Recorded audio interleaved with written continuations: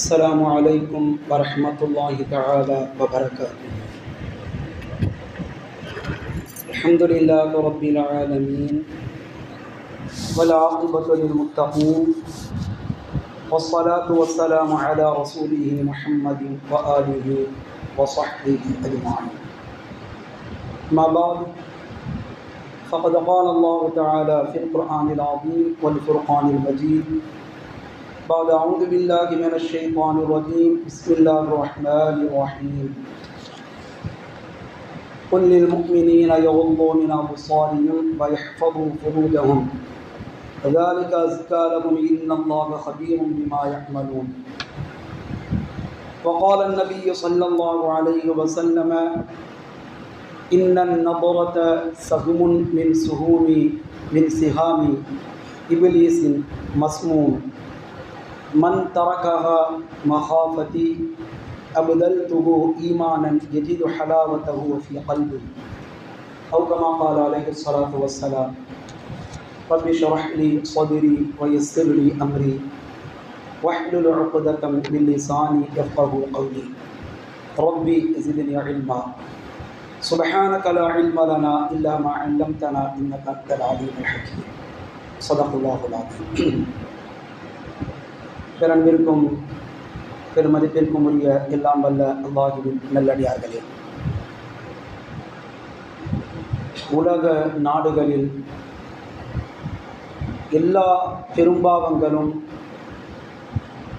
தாராளவாதமாக ஆக்கப்பட்டிருக்கக்கூடிய இன்றைய சூழ்நிலையில் உலக அளவில் பல்கி பெருகி நிற்கக்கூடிய பெரும்பாவங்களில் முதல் இடத்தை பிடித்திருப்பது என்று பார்ப்போம் என்று சொன்னால் அது பாலியல் பலாத்காரங்கள் தான். பாலியல் வன்மங்கள், வல்லூறுகள், சீண்டல்கள் இவைகளைத்தான் நம்மால் சொல்ல முடியும். இந்த விஷயத்தில் சிறுமிகள், அதே போன்று குமரிகள், கிழவிகள் என்ற எந்த வித்தியாசமும் கிடையாது. அப்போதைக்கு கிடைக்கக்கூடிய யாராக இருந்தாலும் தன்னுடைய மோகத்தை, தன்னுடைய இச்சையை தீர்த்து கொள்வதற்கு அதை அவர்கள் ஒரு வாய்ப்பாக பயன்படுத்தி கொள்கின்றார்கள். இந்த உலக அளவில் இருக்கக்கூடிய சூழலை நாம் பார்த்து வருகின்றோம். இதில் ரெண்டு வகையாக பிரிக்கலாம் இந்த விஷயத்தை. முதல் வகை என்று பார்க்கக்கூடிய நேரத்தில் இந்த பாலியல் வல்லூறுகளில், வன்கொடுமைகளில் பெண்கள் பலிகடாவாக ஆக்கப்படுகிறார்கள். குறிப்பாக சிறுமிகள் அந்த தொல்லைக்கு ஆட்படுத்தப்பட்டு அவர்கள் நாசமாக்கப்படுகின்றார்கள். அவர்களுடைய உயிரிற்கே அது ஊர் விளைவிக்கக்கூடியதாக மாறிவிடுகின்றது. சமீபத்தில் நடந்த கோவையினுடைய நிலவரத்தை நாம் பார்க்கலாம். இரண்டாவது வகை என்று பார்க்கக்கூடிய நேரத்தில் ஒரு அந்நிய ஆணுக்கும் ஒரு அந்நிய பெண்ணுக்கும் ஏற்பட்டிருந்த அந்த கள்ள தொடர்பின் மூலமாக தான் பெற்ற அந்த குழந்தையையே அதனுடைய கதையை முடிக்க அளவிற்கு ஒரு தாய் முன் வருகின்றாள். இது இரண்டாவது வகை. சமீபத்தில் கேரளத்தில் நடந்த அந்த நிகழ்வை நம்மால் பார்க்க முடிகின்றது. இப்படி உலக அளவில் தொடர்கரையாகிவிட்ட இது போன்ற பாலியல் கொடுமைகளுக்கான தீர்வுதான் என்ன? தினச்செய்தியாக அன்றாட வாழ்க்கையில நாம சர்வ சாதாரணமாக இதுவெல்லாம் ஒரு பிரச்சனையா, இது தினந்தோறும் நடக்கக்கூடிய பிரச்சனை தானே என்று கடந்து செல்லக்கூடிய ஒரு நிகழ்வாக ஆகிவிட்ட இந்த பாலியல் கொடுமைகளுக்கான தீர்வுதான் என்ன என்று பார்க்கக்கூடிய நேரத்தில் எல்லாவற்றிற்கும் தீர்வு சொல்லக்கூடிய இஸ்லாம் இதற்கான தீர்வையும் சொல்லாமல் இருக்கவில்லை. இந்த கொடுமைகளுக்கு ஒரு 1400 வருடங்களுக்கு முன்பாகவே இஸ்லாம் ஃபுல் ஸ்டாப் வைத்து விட்டது.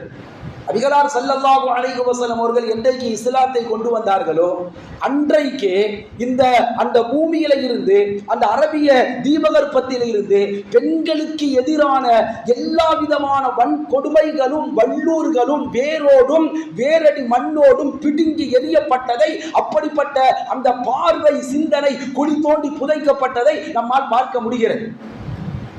இதற்கான தீர்வு என்னவென்று பார்க்கக்கூடிய நேரத்தில் நூர் என்ற 24வது அத்தியாயம், சூரா நூர் அப்படிங்கிற பெயரை கொண்ட குர்ஆனுடைய 24வது அத்தியாயம் மொத்தம் 64 வசனங்களை கொண்ட ஒரு சூரா, ஒரு அத்தியாயம். அந்த அத்தியாயம் முழுக்க அல்லாஹ் தஆலா ஒரு சமூகத்தினுடைய கட்டமைப்பை குறித்து பேசுவான். ஒரு சமூகம் என்றால் அந்த சமூகத்தில் ஆண் பெண் என்ற இரு பாலினமும் இருப்பார்கள். அப்படி இருக்கக்கூடிய அந்த சமூகத்தில் அவர்களால் கலந்துறவாடாமல் அந்த சமூகத்தில் வாழ முடியாது. அப்படிப்பட்ட நேரத்தில் ஆண்களுக்கான விதிமுறைகள் வழிமுறைகள் என்ன, பெண்களுக்கான விதிமுறைகள் வழிமுறைகள் என்ன, எந்த ஆண்கள் எந்த பெண்களோடு உறவுகளை பலவிதமான உறவுகளை வைத்துக் கொள்ள வேண்டும், யார் யாரோடு வைத்துக் கொள்ள கூடாது, ஒழுக்கங்கள் மாண்புகள் பண்பாடுகள் கலாச்சாரங்கள் என்று அந்த சூரா முழுக்க 64 வசனங்களை உள்ளடக்கி இருக்கக்கூடிய அந்த சூரா முழுக்க ஒரு சமூகத்தினுடைய கட்டமைப்பு எப்படி இருக்க வேண்டும் என்பதாக அல்லாஹ் தஆலா அந்த சூரா முழுக்க பேசுவார். அந்த சூராவினுடைய முதல் வசனம் என்று பார்க்கக்கூடிய நேரத்தில் சூரத்துன் அன்சல்நாஹா, இந்த சூராவை நாம் இறக்கி அருளி இருக்கின்றோம்.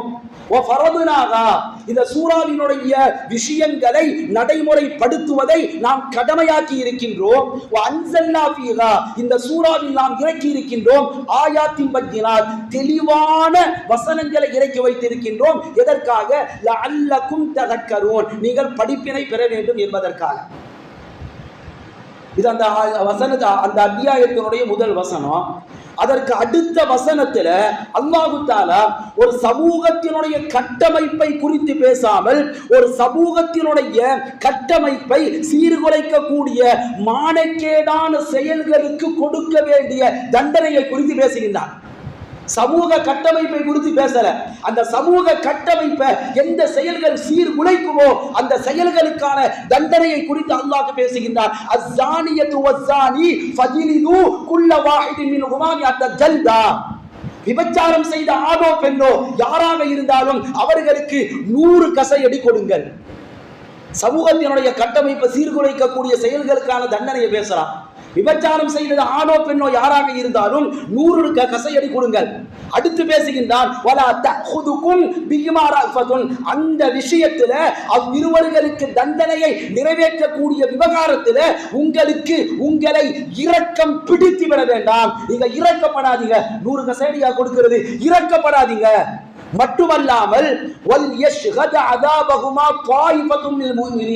அந்த தண்டனைய மூமின்கள் ஒரு சாரார் ஒன்று கூடி இருக்கக்கூடிய இடத்துல அந்த தண்டனையை நீங்க கொடுங்க, அந்த பனிஷ்மெண்ட்டை நீங்க கொடுங்க. 4 சுவற்றுக்கு மத்தியில ஒரு சில காவல்துறையினுடைய உயர் அதிகாரிகள், ஒரு ஜட்ஜி, ஒரு சில வக்கீல்கள் இருக்கக்கூடிய இடத்துல ஒரு 4 சுவற்றுல சிறை கூடத்துல வச்சு கொடுக்காதீங்க. 4000 நபர்கள் பார்க்கக்கூடிய பொது வெளியில் வைத்து, பப்ளிக்ல வைத்து அந்த குற்றத்திற்கான தண்டனையை நீங்கள் நிறைவேற்றுங்கள் என்பதாக அல்லாஹ் தஆலா கூறுகிறார். சமூக கட்டமைப்பை குறித்து முழுக்க பேசக்கூடிய இந்த அத்தியாயத்தில் 2வது வசனமாக சமூக கட்டமைப்பை குறித்து பேசாம அந்த சமூக கட்டமைப்பை சீர்குலைக்கக்கூடிய அந்த மானக்கேடான செயல்களுக்கான குற்றத்தை குறித்து, தண்டனையை குறித்து பேசுகிறார்.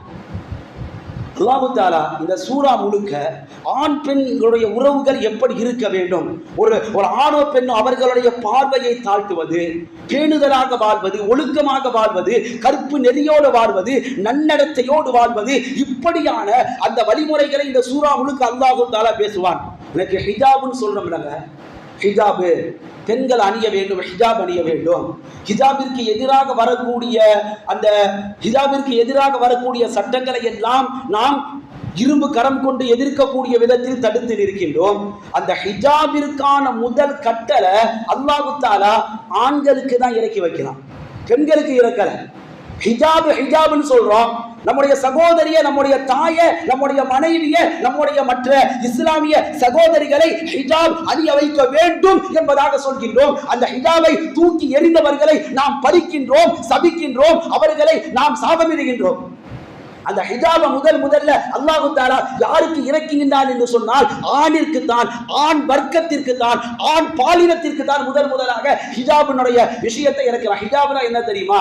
திரை மறைவில் இருக்கிறது. ஒரு ஸ்கிரீனை போட்டுக்கொள்வது, தவறு நடக்காமல் இருப்பதற்கு ஒரு ஸ்கிரீனை, ஒரு தடுப்பை போட்டுக் கொள்வதற்கு பெயர் தான் ஹிஜாப். அப்ப அந்த ஹிஜாப்ங்கிற வசனத்தை முதல்ல அல்லாஹ் தஆலா ஆண்களுக்கு இறக்கி வைக்கின்றான். குல்லில் முஃமினீன், நபியே நீங்கள் முஃமினான ஆண்களுக்கு கூறுங்கள், யகுது மின் அப்சாரிஹிம், அவர்கள் தங்களுடைய பார்வைகளை தாழ்த்தி கொள்ளட்டும், வ யஹ்ஃபது ஃபுரூஜஹும், அவர்கள் தங்களுடைய மறைவிடங்களை பேணி பாதுகாத்துக் கொள்ளட்டும், ஸாலிக அஸ்கா லஹும், அதுதான் அவர்களுக்கான தூய்மையான செயலாகும். இன்னல்லாஹ ஹபீரும் பிமா யஸ்னஊன், நிச்சயமாக அல்லாஹ் அவர்கள் செய்பவற்றை உற்று நோக்கக்கூடியவனாக இருக்கின்றான். முதல்ல ஆண்களை பார்த்து தான் அல்லாஹ் இறக்குறான். குல்லில் முஃமினீன், மூமினான ஆண்களுக்கு நபியே நீங்கள் சொல்லுங்கள், அவர்கள் தங்களுடைய பார்வைகளை தாழ்த்தி கொள்ளட்டும், அவர்கள் தங்களுடைய மறைவிடங்களை பேணி பாதுகாத்துக் கொள்ளட்டும். 24வது அத்தியாயத்தினுடைய 30வது வசனம், 31வது வசனத்துல அல்லாஹ் தஆலா பெண்களுக்கு ஹிஜாபை இறக்குறான். முதல்ல ஆண்களுக்கு தான்.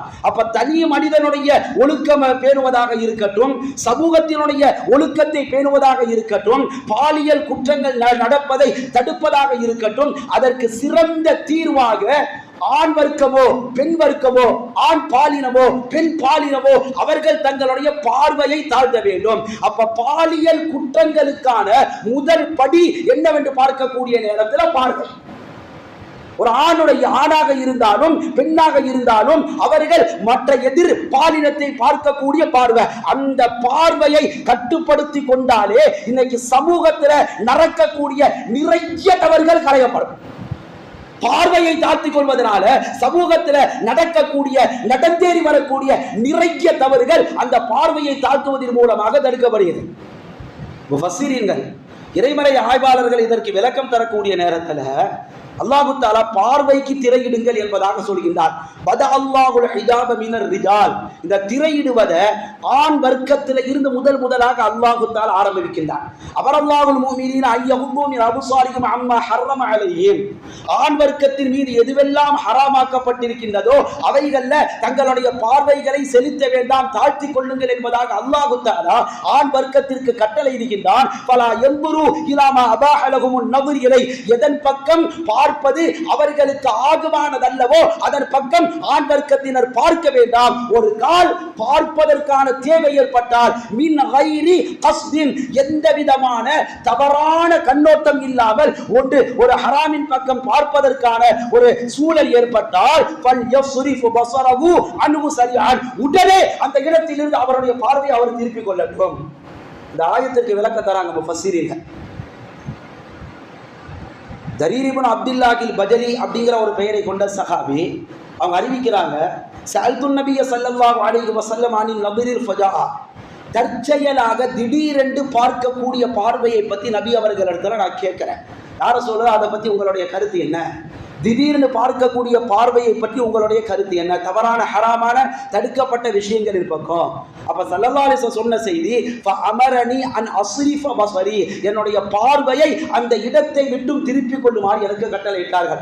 பார்ப்பது கூடுமா கூடாதா அப்படிங்கறதெல்லாம் சொல்லல, அந்த இடத்துல உனக்கு தேவையில்லாத ஹராமாக்கப்பட்ட உன்னை பாவத்திலே தள்ளக்கூடிய ஆழ்த்தக்கூடிய அந்த இடத்துல நீ உன்னுடைய பார்வையை செல்லுவே என்று சொன்னால், உன்னுடைய பார்வை அந்த இடத்தில் பக்கம் செலுத்தப்படும் என்று சொன்னால் உடனே அந்த இடத்தை விட்டு உன்னுடைய பார்வையை நீ திருப்பிக் கொள் என்பதாக நபிகளார் ஸல்லல்லாஹு அலைஹி வஸல்லம் அவர்கள் சொன்னார்கள். முஸ்லிம் ஷரீஃபினுடைய பதிவு. அப்துல்லாஹ் இப்னு புரைதா அறிவிக்கக்கூடிய ஹதீஸ், ஒரு சந்தர்ப்பத்தில் நபிகளார் ஸல்லல்லாஹு அலைஹி வஸல்லம் அவர்கள் அலி ரலியல்லாஹு அன்ஹு அவர்களை பார்த்து சொல்கின்றார்கள், யா அலி லா தத்தபிஉ நظரத அன் நظரா, ஒரு பார்வை இன்னொரு பார்வையை தொடர வேண்டாம். அப்படின்னா என்ன? ஒரு பெண்ணை பார்க்கிற, தற்செயலா எதேச்சையாக வீதிகள்ல, தெருக்கல்ல, ரோடுகள்ல, பொதுவெளிகள்ல செல்லக்கூடிய நேரத்தில் ஒரு பெண்ணை பார்ப்பதற்கு நேருகின்றது, அந்த பார்வை தொடர வேண்டாம். இன்னலக்கல் மூலா, முதல் தடவை பார்க்கின்றாய் அல்லவா, அந்த பார்வை தவறு கிடையாது. ஆனால் நீ இரண்டாவது பார்வைக்கு குற்றம் பிடிக்கப்படுவாய். அப்படின்னா என்ன? எதிரில் வரக்கூடியது ஒரு பெண் என்பதனை அறிந்து பார்வையை தாழ்த்தி கொள்வதற்காக ஒரு தடவையேனும் பார்த்தால் தான் முடியும். அவன் ரோட்ல போயிட்டு இருக்கிறோம், எதிர வர மாதிரி தெரிகின்றது, அது யாருன்னு தெரியல, ஆனா பெண்ணா அப்படின்னு தெரியல. சப்போஸ் ஆணாக இருந்து அவர்களை கண்டுக்காமல் சலாம் சொல்லாமல் நாம் நலம் விசாரிக்காமல் சென்று விட்டால் அந்த இடத்துல ஒரு சுன்னத்தை நாம கைவிட்டதற்கு ஆளாகும். அப்ப அது யார் வருவது என்பதற்காக ஒரு தடவையேனும் பார்த்தால் தான் முடியும். எனவே முதல் பார்வை சரி, பெண் என்று தெரிந்து விட்டதா மீண்டும் அந்த பார்வையை அடுத்தடுத்து தொடரக்கூடாது. அப்படி தொடரக்கூடிய நேரத்தில் அந்த இடத்துல நோக்கம் என்பது தவறாக மாறிவிடுகின்றது. அந்த பார்வை அவனை ஹராமை செய்யும்படி தூண்டுகிறது. அதனால தான் ஸல்லல்லாஹு அலைஹி வஸல்லம் சொல்லக்கூடிய நேரத்தில், அலியே, பார்வை ஒரு பார்வை இன்னொரு பார்வையை தொடர வேண்டாம். நீ ரோட்ல போயிட்டு இருக்கும் பொழுது எதிரில் வருவது யாருன்னு தெரியல, தற்செயலாக திடீரென்று பார்க்கின்றாய், பெண் என்று தெரிந்தவுடன் அந்த பார்வை கூடும். இரண்டாவது தடவையாக மீண்டும் அது பெண் தான் என்று தெரிந்த பிறகும் பார்ப்பது அது தவறு, அதற்கு குற்றம் பிடிக்கப்படும் என்பதாக நபிகளார் ஸல்லல்லாஹு அலைஹி வஸல்லம் அவர்கள் சொல்வார். பார்வையை தாழ்த்தக்கூடிய விஷயத்தில் இஸ்லாம் இந்த சமூகத்திற்கு ஏற்படுத்தி இருக்கக்கூடிய வரையறை தான். புகாரியில பதிவு செய்யப்பட்ட ஹதீஸ், அபூ சயீத் அல்-குத்ரி என்ற சஹாபி அவர்கள் அறிவிக்கின்றார்கள். சஹாபாக்கள் பார்த்து சொல்றாங்க, இய்யாக்கும் வல் ஜுலூஸ் அலா துருகாத், மனிதர்கள் சென்று வரக்கூடிய பாதைகள் இருக்கிறது அல்லவா, அந்த பாதைகள்ல அமர்வதை விட்டு உங்களை நான் எச்சரிக்கின்றேன். அங்கெல்லாம் அமராதீங்க. மனிதர்கள் சென்று வரக்கூடிய இடத்துல உங்களுக்கு என்ன வேலை? அங்க நின்று பேசுறது, உட்கார்ந்து பேசுறது, உங்களுக்கு என்ன வேலை? அந்த இடத்துல நீங்க நிக்காதீங்க, உட்காராதீங்க, பேசாதீங்க, அமராதீங்க, ஒண்ணு கூடாதீங்க அப்படின்னு சொல்றாங்க. அப்ப சகாபாக்கள் சொல்றாங்க, யா ரசூலல்லாஹ், லா புத்தலனா மின் மஜாலிஸினா நதஹத்தது ஃபீஹா, அந்த மாதிரியான இடங்கள்ல தான் நாங்க ஒன்று கூடி ஒரு சில விஷயங்களை நாங்கள் பரிமாறிக்கொள்கின்றோம், கலந்து உரையாடுகின்றோம். அது அல்லாத ஒரு இடம் எங்களுக்கு கிடையாது. எனவே அந்த இடத்துல ஒரு முக்கியமான விஷயங்களை நாங்க பேசுவதற்கான அவசியம் தேவை இருக்கின்றது. இந்த செயலை எங்களால் தவிர்த்து கொள்ள முடியாது, அதற்கான வாய்ப்புகள் ஆக குறைவாக இருக்கிறது என்பதாக சகாபாக்கள் நபி அவர்களிடத்துல கேட்ட நேரத்தில் அப்ப ஸல்லல்லாஹு அலைஹி வஸல்லம் சொன்னாங்க, இன் அபைத்தும், உங்களால் முடியவில்லை என்று சொன்னால் பாதைக்கு அதனுடைய உரிமையை நிறைவேற்றுங்கள், பாதையினுடைய உரிமையை நிறைவேற்றுங்கள். சகாபாக்களுக்கு புரியல, அல்லாஹ்வின் தூதர் அவர்களே, பாதைக்கு செய்யக்கூடிய உரிமை என்ன? போயிட்டு வரும் தேவைக்கு, கடைக்கோ கல்லிக்கோ மற்ற தேவைகளுக்கோ போயிட்டு வரோம், அந்த பாதைக்கு செய்யக்கூடிய உரிமை என்ன என்பதாக கேட்ட நேரத்தில் ஸல்லல்லாஹு அலைஹி வஸல்லம் அவர்கள் 5 விஷயங்களை பதிவு செய்கின்றார்கள். கம்முல் பஸர் வ கஃபுல் அதா வ ரத்துஸ் ஸலாம் வல் அம்ரு பில் மஅரூஃப் வன் நஹி அனில் முன்கர். இந்த 5 விஷயங்கள் தான் பாதைக்கு செய்ய வேண்டிய கடமை, உரிமை என்பதாக சொல்கின்றார்கள். அந்த 5 விஷயம் என்ன? கம்முல் பஸர், உன்னுடைய பார்வையை தாழ்த்துவது. மற்றவர்களுக்கு நோவினை கொடுப்பதிலிருந்து உன்னுடைய கரத்தை நீ தடுத்துக் கொள்வது. வரத்து சலாம், யாராவது சலாம் சொன்னால் அவர்களுக்கு பதில் சொல்வது. வல் அம்ரு பில் மஅரூஃப், 4வது நன்மைகளை ஏவுவது. வன் நஹி அனில் முன்கர், தீமைகளை தடுப்பது. இந்த 5 விஷயங்களும் தான் நீங்க பாதையில மனிதர்கள் மக்கள் சென்று வரக்கூடிய அந்த வீதிகள்ல ஒரு இடத்துல அமர்ந்தோ அல்லது நின்றோ பேசக்கூடிய நேரத்தில் இந்த 5 ஒழுக்கங்களை கடைபிடியுங்கள். பார்வையை தாழ்த்துவது, மற்றவர்களுக்கு நோவினை கொடுப்பதிலிருந்து தவிர்த்து கொள்வது, மற்றவர்களுடைய சலாமிற்கு பதில் சொல்வது, நன்மைகளை ஏவுவது, தீமைகள் நடந்தால் தடுப்பது. இந்த 5ஐயும் செய்ய முடிந்தால் நீங்க பாதையில நின்று பேசலாம் என்பதாக ஸல்லல்லாஹு அலைஹி வஸல்லம் அவர்கள் சொன்னார். அப்ப பாதைகள்ல அமர்வதை, நின்று பேசுவதை தவிர்த்து கொள்ளுங்க என்று சகாபாக்களை பார்த்து சொல்லும் பொழுது அங்கு அமராமல் இருப்பது இயலாது. அங்க அமர்தான் சில விஷயங்களை நாங்கள் கலந்துரையாட வேண்டியது இருக்கிறது என்பதாக சொல்லும் பொழுது அமர்ந்து கொள்ளுங்கள், ஆனால் இந்தந்த ஒழுங்குமுறைகளை நீங்கள் பேணி அமருங்கள் என்பதாக நபிகளார் ஸல்லல்லாஹு அலைஹி வஸல்லம் அவர்கள் சொன்னாங்க. ஆக தகாத பார்வை நம்முடைய மனது கெட்டு போவதற்கான வழிவகுக்கும். நம்முடைய பார்வை அது தகாத பார்வையாக இருக்கக்கூடிய பட்சத்தில் அந்த பார்வை நம்முடைய மனது கெட்டு போவதற்கான வழிவகுக்கும். எனவே தான் தவறுக்கு இட்டு செல்லக்கூடிய பார்வைகளை தாழ்த்தி கொள்ள வேண்டும் என்று ஆணையிடக்கூடிய இஸ்லாமிய மார்க்கம் அதே நேரத்தில் தன்னுடைய கருப்பையும் பாதுகாத்துக் கொள்ள வேண்டும் என்பதாக அல்லாஹ் கட்டளையிடுகிறார். ஆரம்பத்தில் ஓதி காண்பித்த வசனத்தில் மூமினான் ஆண்களை பார்த்து அல்லாஹ் சொல்கையில், மூமினான் ஆண்களுக்கு நபியே நீங்கள் சொல்லுங்கள், அவர்கள் தங்களுடைய பார்வைகளை தாழ்த்தி கொள்ளட்டும், தங்களுடைய மறைவிடங்களை பாதுகாத்து கொள்ளட்டும். தங்களுடைய மறைவிடங்களை பாவத்தில் இருந்து பாதுகாத்துக் கொள்ளட்டும் என்பதாக ஆண்களுக்கான கட்டளை. அப்ப இந்த மறைவிடங்களை பாவத்தில் ஈடுபடாம பாதுகாத்துக் கொள்வது அப்படிங்கிறது 2 வகையில அமையுது. தஃப்சீர்ல முஃபஸ்ஸிரீன்கள் விளக்கம் தராங்க. ஹிஃபுல் ஃபர்ஜி தாரதன் யகூனு பி மனஇஹி மின ஸினா, ஒரு வகையில ஜினா அப்படிங்கிற விபச்சாரத்தில இருந்து அதுல ஈடுபடுவதை விட்டும் தன்னுடைய மறைவிடத்தை பாதுகாப்பது. ஏன்னா மூமின்கள் வெற்றி பெற்ற மூமின்களுடைய பட்டியலை மூமினூன் அப்படிங்கிற சூறாவில் அல்லாஹ் அடிக்கிட்டு வருவான். அல் முஃமினூன் அல்லதீனஹும் ஃபீ ஸலாத்திஹிம் ஹாஷிஊன். வெற்றி பெற்ற மூமின்கள் யார்? தொழுகையில பயபக்தியோடு இருப்பாங்க, வீண் விளையாட்டுகள்ல ஈடுபட மாட்டாங்க, ஜகாத்தை நிறைவேற்றுவாங்க அப்படின்னு வரிசையா சொல்லிக்கிட்டு வரக்கூடிய அல்லாஹ் வல்லதீனஹும் லிஃபுரூஜிஹிம் ஹாஃபிலூன். வெற்றி பெற்ற ஈமான்தாரிகள் யார்? தங்களுடைய மறைவிடங்களை பாவங்களில் ஈடுபடுத்த விடாமல் பாதுகாத்துக் கொள்வார்கள். அப்ப மறைவிடங்களை பாதுகாப்பது அப்படிங்கிறது விபச்சாரத்தில் இருந்து பாதுகாப்பது. இன்னொரு புறம் யகூனு பிஹிஃபுதிஹி மினன் நظரி இலைஹி, அதன் பக்கம் நம்முடைய பார்வையை செலுத்துவதில் இருந்து பாதுகாப்பது. நம்முடைய மறைவிடத்தை நாமே பார்ப்பதில் இருந்து பாதுகாத்துக் கொள்வது, அந்த பார்வை செலுத்துவதை அதில் இருந்து பாதுகாத்துக் கொள்வது. முஆவியா பின்த் ஹைதர் ரலியல்லாஹு அன்ஹு அவங்க ஒரு சந்தர்ப்பத்தில் கேட்கிறாங்க, யா ரசூலல்லாஹ், அல்லாஹ்வின் தூதர் அவர்களே, மறைக்க வேண்டிய உறுப்புகளை எதை மறைக்க வேண்டும், எதை மறைக்க வேண்டிய தேவையில்லை? அவுரத் அப்படிமாங்க. அரபியில் அவுரத் அப்படின்னா மறைக்க வேண்டிய பகுதிகள். ஒருத்தன்ட்ட ஆடையே இல்லை, ட்ரெஸ்ஸே இல்லை போடுறதுக்கு, எந்த அளவுக்கு மறைக்கணும் அப்படின்னா தொப்புளுக்கு மேல இருந்து முட்டுக்காலுக்கு கீழ் வரையிலும் கண்டிப்பாக அவசியமாக மறைக்க வேண்டிய பகுதி ஆடையே இல்லை என்று சொன்னார்.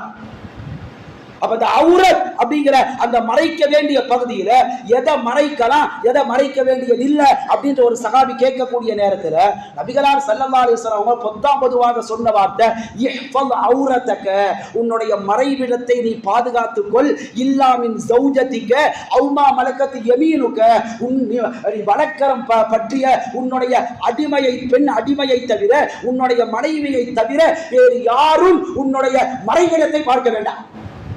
உன்னுடைய மறைவிடத்தை பார்ப்பதற்கு யாருக்கு அனுமதி அளிக்கப்பட்டிருக்கின்றது?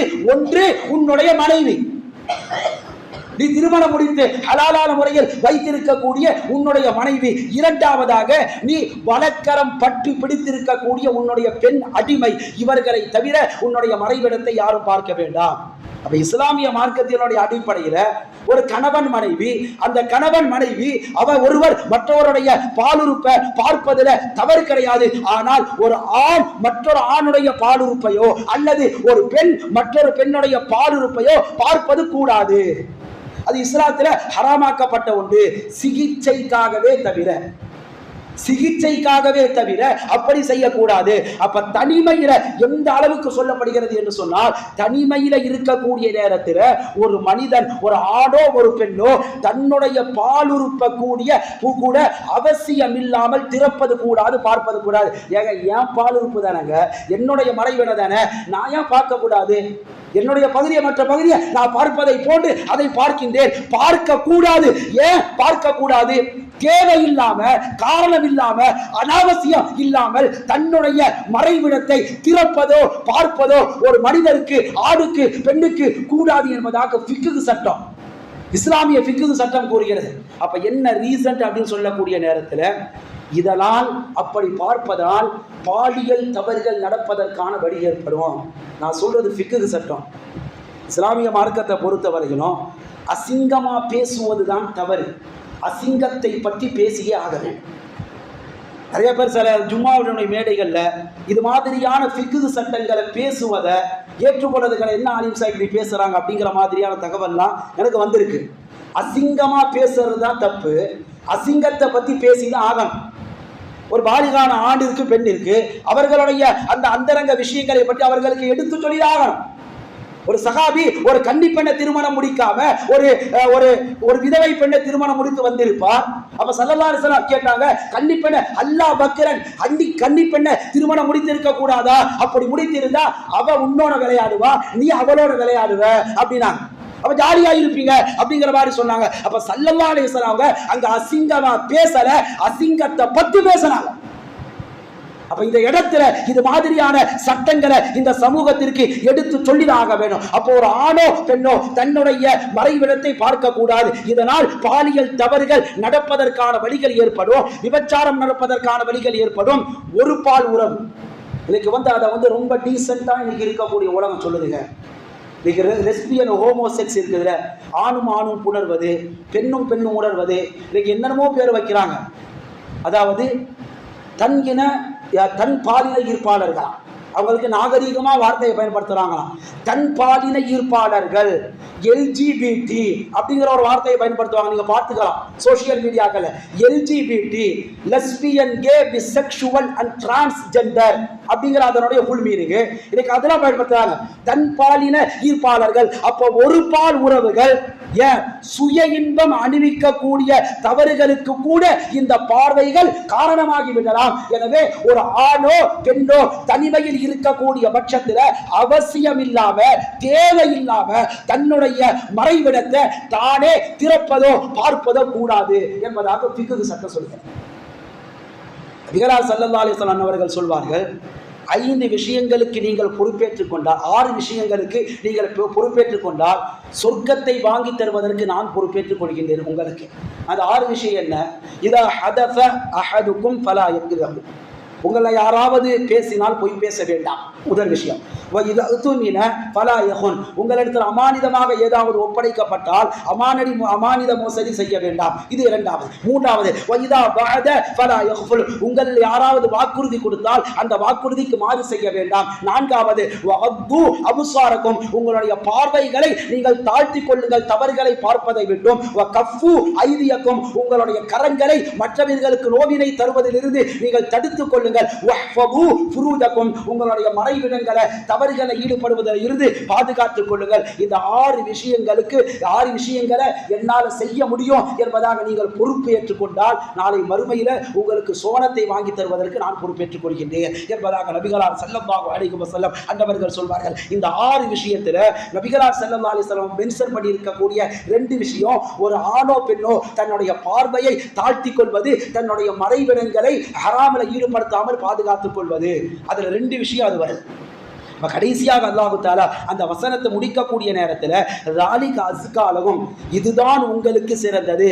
அதுவே அதாவது பார்வைகளை பேணி பாதுகாத்துக் கொள்வது, மறைவிடங்களை ஹராமில் இருந்து பாதுகாத்துக் கொள்வது, அதுதான் அவர்களுக்கு தூய்மையானது என்பதாக அல்லாஹு தஆலா அந்த வசனத்தை முடிக்கின்றான். அதாவது அத்ஹருல் குலூபிஹிம் வ அன்கா லிதீனிஹிம், அவருடைய உள்ளங்கள் பரிசுத்தமாகுவதற்கும் அவர்களுடைய நடத்தைகள் தூய்மையாக டீசென்ட்டாக ஆகுவதற்கும் இந்த வழிமுறை தான் சரியானது என்பதாக அல்லாஹ் சொல்கிறான். சரி, இந்த வழிமுறையை கடைபிடிக்கக்கூடியவர்களுக்கு கிடைக்கக்கூடிய உயர்வு என்ன தெரியுமா?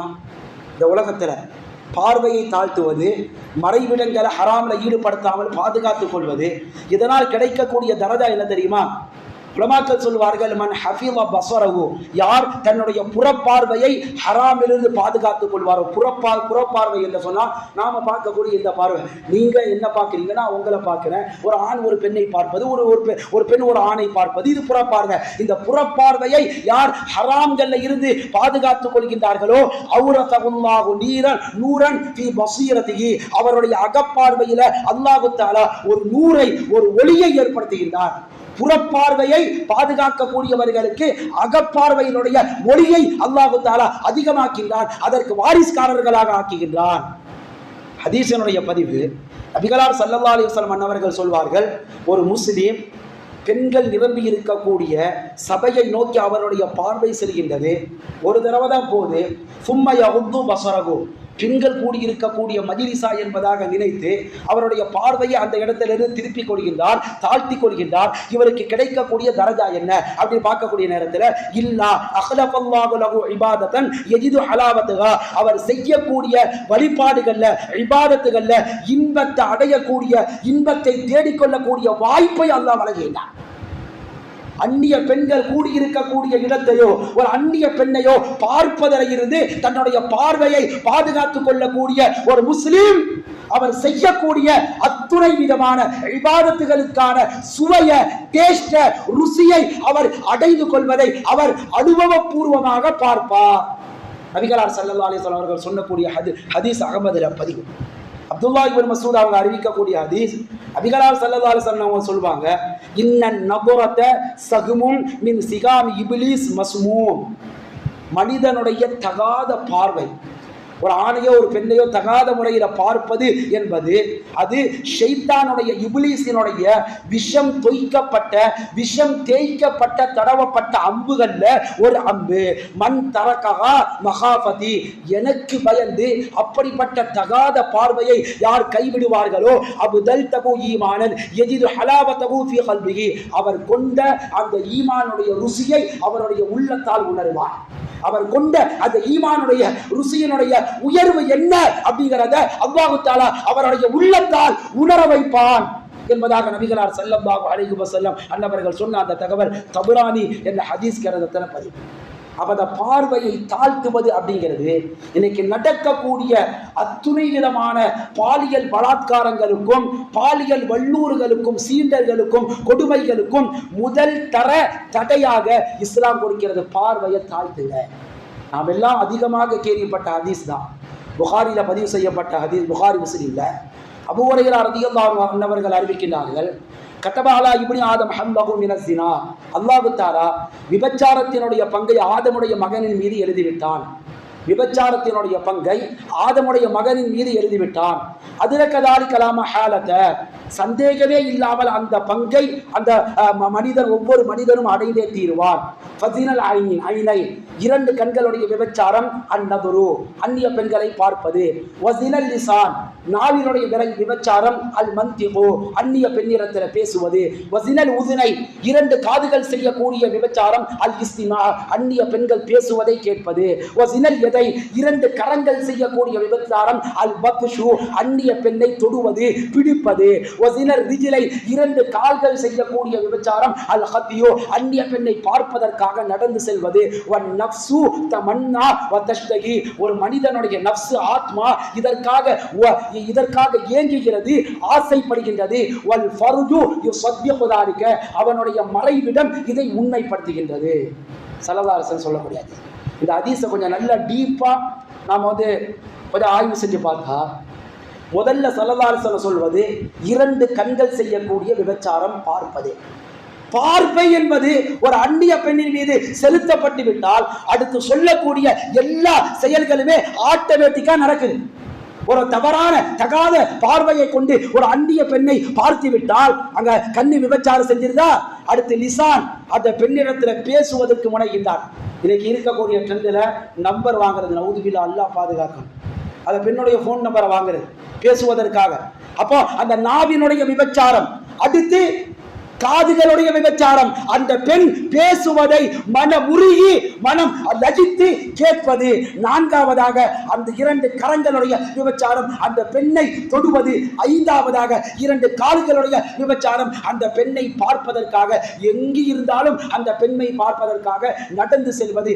இதற்காக அவனுடைய நஃப்ஸ் ஏங்குகிறது, இச்சை கொள்கின்றது. இந்த எல்லா செயல்களும் உண்மைதான் என்பதனை அவனுடைய மர்ம உறுப்பினுடைய டெம்பரேச்சர் அது உண்மைப்படுத்துகின்றது. அதனுடைய விருப்பு தன்மை, வீரியம் அதனை உண்மைப்படுத்துகின்றது என்பதாக ஸல்லல்லாஹு அலைஹி வஸல்லம் சொல்லக்கூடிய ஹதீஸ் புகாரி முஸ்லிமுடைய பதிவு.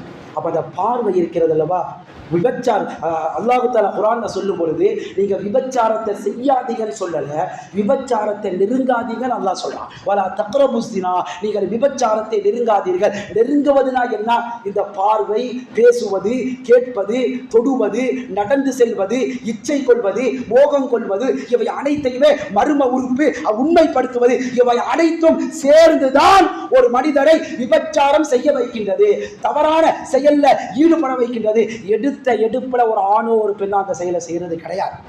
அதை செய்வதற்கு முன்பாக காரணிகளாக இருப்பது இந்த செயல்பாடுகள், இந்த அணுகுமுறைகள். அதனால தான் அல்லாஹ் குர்ஆன்ல சொல்லும் பொழுது வலா தக்ரபுஸ் ஸினா, விபச்சாரத்தை நீங்கள் நெருங்காதீர்கள். அப்ப பார்வையை தாழ்த்துவது எந்த அளவிற்கு இஸ்லாம் கண்டிப்போடு கடுமையோடு சொல்கிறது என்று சொன்னால், வகது கால கசீரும் மின ஸலஃப், ஸலஃப்கள்ல பெரும்பான்மையானவர்கள் சொல்கிறார்கள். ஸலஃப்கள் என்று சொன்னால் முன்னோர்கள்.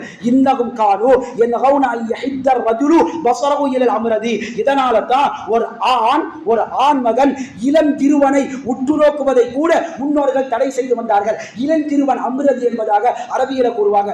இளஞ்சிறுவன் என்று சொன்னால் 9, 10, 11, 12 வயதை அடைந்திருக்கக்கூடியவன், வாலிப பருவத்தை அடையாதவன், சிறு பிராயத்திலிருந்து மேலே வந்திருக்கக்கூடியவன், பார்ப்பதற்கு வசீகரமாக அழகாக கவர்ச்சியாக இருக்கக்கூடிய அந்த இளம் சிறுவர்களை கூட நீங்கள் உற்று நோக்காதீர்கள், உற்று நோக்கி பார்க்காதீர்கள் என்பதாக சலஃபுகள் கூறியிருக்கிறார்கள். நம்முடைய முன்னோர்கள் கூறியிருக்கிறார்கள். வகது ஷத்தத கஸீரும் மின் அஇம்மத்தி சூஃபியத்தி ஃபீ ذلك. ஆன்மீகவாதிகளில் அதிகமானவர்கள் இப்படிப்பட்ட இளம் திருவனை உற்று நோக்கக்கூடிய விஷயத்தில் கடுமையாக நடந்து கொண்டிருக்கிறார்கள். எந்த அளவிற்கு என்று சொன்னால்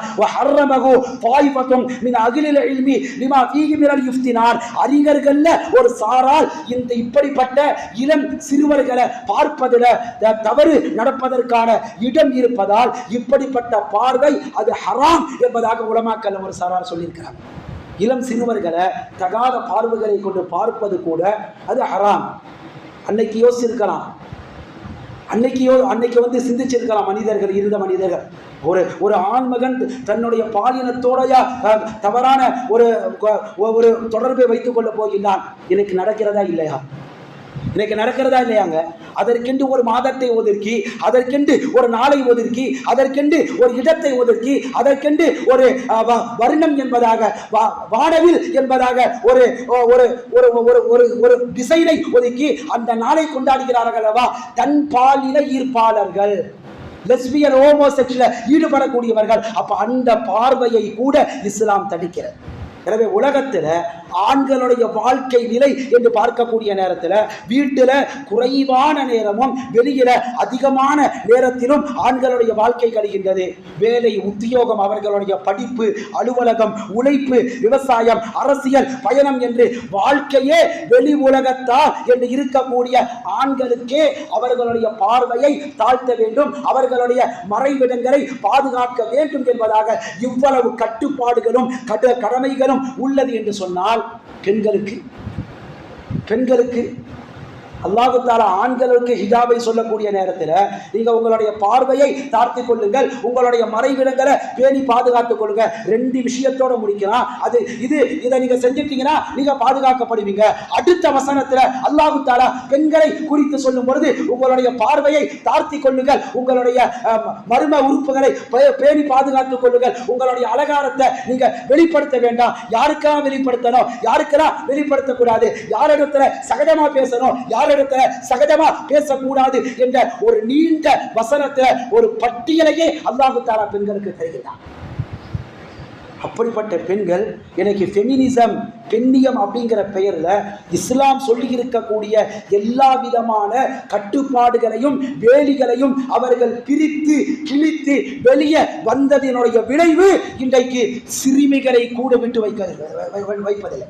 சிறுமிகள் முதல் கொண்டு கிழவிகள் வரை யாருமே விட்டு வைப்பது கிடையாது. அட்ரஸ் கேட்க வந்த கிழவிகளை அசிங்கமாக்குறாங்க. நவுதுபில்லா.